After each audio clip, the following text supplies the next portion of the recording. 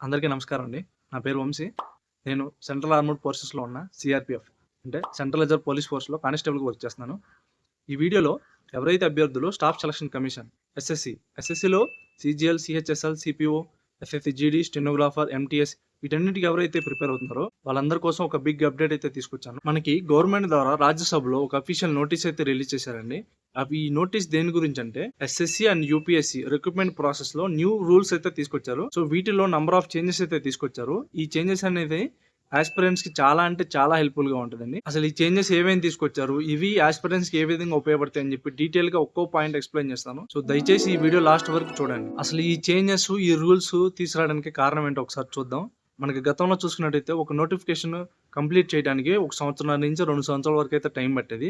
అలాగే చాలా paper leaks గాని జరిగేది.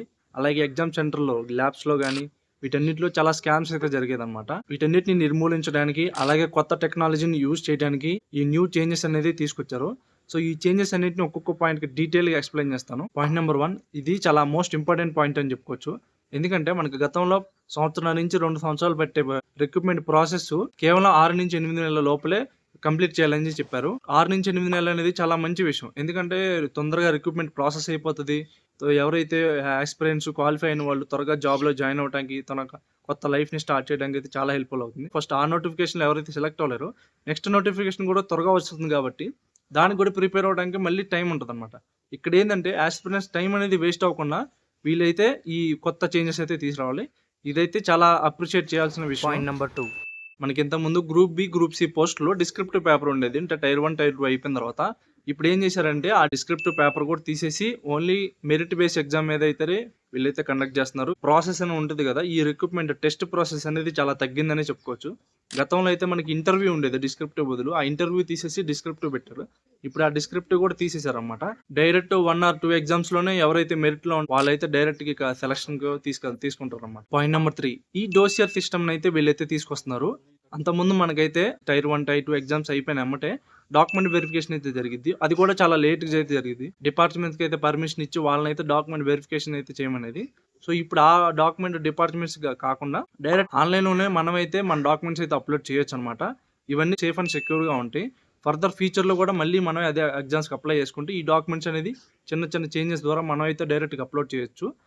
దీని వల్ల ఏంటంటే ఈ డాక్యుమెంట్ వెరిఫికేషన్ ఏదైతే 10 రోజులు 15 రోజులు టైం పడుతుందో ఈ టైం పీరియడ్ అనేది మనం పూర్తిగా సేవ్ చేసుకున్నట్టు అనమాట. తొందరగా ఈ ప్రాసెస్, రిక్రూట్మెంట్ ప్రాసెస్ కి చాలా హెల్ప్ అవుతుంది. పాయింట్ నెంబర్ 4 మనకి ఈ స్లైడింగ్ మెకానిజం అయితే వీళ్ళైతే ఇంట్రొడ్యూస్ చేస్తున్నారు. స్లైడింగ్ మెకానిజం అంటే గతంలో మనకి ఒక పోస్ట్ ఒక అభ్యర్థి సెలెక్ట్ అయితే ఆ సెలెక్ట్ అయిన వ్యక్తి ఆ పోస్ట్ కి జాయిన్ అవ్వలేదు అనుకోండి, జాయిన్ అవ్వకపోతే ఆ పోస్ట్ ఖాళీగా ఉంటుంది కదా, ఆ ఖాళీ పోస్ట్ ఏం చేశారు అంటే నెక్స్ట్ నోటిఫికేషన్ లో యాడ్ చేసి అక్కడ నోటిఫికేషన్ అనేది వేకెన్సీస్ ఇంక్రీజ్ చేసి ఇచ్చేవాళ్ళు. కానీ ఇప్పుడు అలా కాదనమాట. ఆ వేకెంట్ ఉన్న పోస్ట్ అతను జాయిన్ అవ్వకపోతే అతని తర్వాత ఎవరైతే మెరిట్ లో ఉంటారో ఆ మెరిట్ లో ఉన్న అతనికి ఆ పోస్ట్ అనేది ఇస్తారన్నమాట. ఆ రిక్రూట్మెంట్ లోనే అది కంప్లీట్ చేస్తారని చెప్పి వీళ్ళైతే చెప్తున్నారు. ఇది కూడా చాలా మంచి విషయం చెప్పుకోవచ్చు. ఎందుకంటే చాలా మంది ఆల్రెడీ ఉద్యోగాలు చేస్తూనే టెస్టులు రాస్తా ఉంటారు. అతను ఆ పోస్ట్ సెలెక్ట్ అయినా కానీ అతను వెళ్ళడనమాట. వెళ్ళకుండా తనకు కావాల్సిన పోస్ట్ కోసం ఎదురు చూస్తూ ఉంటాడు. సో అలాంటి పక్షంలో ఎవరైతే ప్రిపేర్ అవుతున్నారో వాళ్ళకైతే ఈ పోస్ట్ వస్తుందన్నమాట. పాయింట్ నెంబర్ 5 ఇప్పుడు ఏదైతే ఎస్ఎస్సిలో కండక్ట్ చేసిన ఎగ్జామ్స్ అన్నీ ఉన్నాయో ఆల్రెడీ కొన్ని అయితే కంప్యూటర్ బేస్డ్ ఎగ్జామ్స్ అయితే తీసుకొచ్చారు. అలాగే కొన్ని పెన్ అండ్ పేపర్ ఉన్న ఎగ్జామ్స్ కూడా అవి కూడా తీసేసి ఎస్ఎస్సిలో జరిగే అన్ని ఎగ్జామ్స్ ఓన్లీ ఆన్లైన్ అంటే కంప్యూటర్ బేస్డ్ ఎగ్జామ్సే జరుగుతాయి అనమాట. ఇందులో కూడా అంతకుముందు కూడా కంప్యూటర్ ల్యాబ్స్ లో చాలా స్కామ్ అయితే జరిగేది అనమాట. చాలా మంది పేపర్ లీక్ చేయడం కానీ, ల్యాబ్స్ లో ఆన్సర్ చెప్పడం కానీ అట్లా జరిగేది. వీళ్ళు అలా కాకుండా ఒక కొత్త టెక్నాలజీని అయితే ఇంట్రడ్యూస్ చేస్తున్నారు. కొత్త టెక్నాలజీలో ఆ కంప్యూటర్ బేస్డ్ అయితే ఎగ్జామ్స్ అయితే పెడుతున్నారు. ఇది చాలా స్ట్రిక్ట్ గా జరగబోతుందని కూడా చెప్తున్నారు. ఇంత ముందులాగా లీకేజ్ ప్రాబ్లమ్స్ కానీ, స్కామ్ గురైన ప్రాబ్లమ్స్ కానీ అలాంటివి ఏమైతే జరగవని చెప్పి వీళ్ళైతే క్లారిటీ చెప్తున్నారు. Point number 6 transparency. అంతకుముందు మనకి గతంలో ఎగ్జామ్స్ అయిపోయినామంటే ఒక 1 వీక్ 10 డేస్ లోపల మనకైతే ఆన్సర్ కీస్ అయితే ఇచ్చేవాళ్ళు.